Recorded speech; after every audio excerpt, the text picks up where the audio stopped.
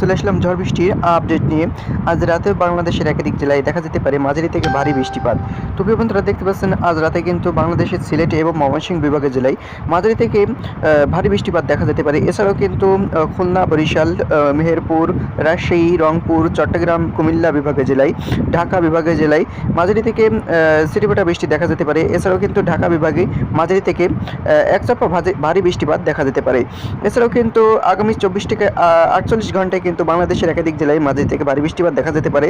এছাড়াও কিন্তু দেখতে পাচ্ছেন সকাল গড়াতেই কিন্তু দেখতে পাচ্ছেন আগামীকাল 10 তারিখে সকাল গড়াতেই কিন্তু বাংলাদেশের মেহেরপুর, খুলনা এবং ঢাকা বিভাগের কিছু কিছু জেলাতে মাঝারি থেকে ভারী বৃষ্টিপাত দেখা যাচ্ছে।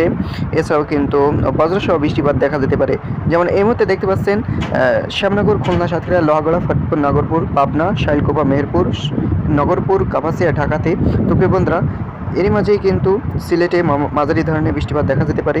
এছাড়াও কিন্তু সকাল গড়িয়ে এই মুহূর্তে আমরা দেখে নিতে চাই, সকাল গড়িয়ে কিন্তু ছিটেফোঁটা বৃষ্টি দেখা যেতে পারে খুলনা এবং ঢাকা, রাজশাহী, মেহেরপুর বিভাগের জেলায়। এছাড়াও কিন্তু দুপুর থেকে বরিশাল এবং খুলনা, ঢাকা, মেহেরপুর, চট্টগ্রাম বিভাগের জেলায় মাঝারি থেকে মাঝারি ধরনের বৃষ্টিপাত বজ্রসহ দেখা যেতে পারে। তো প্রিয় বন্ধুরা, এই ছিল আজকের মতন। এমন লেটেস্ট আবার খবর জানতে আমাদের সাথে থাকুন। ধন্যবাদ। আসসালামু আলাইকুম।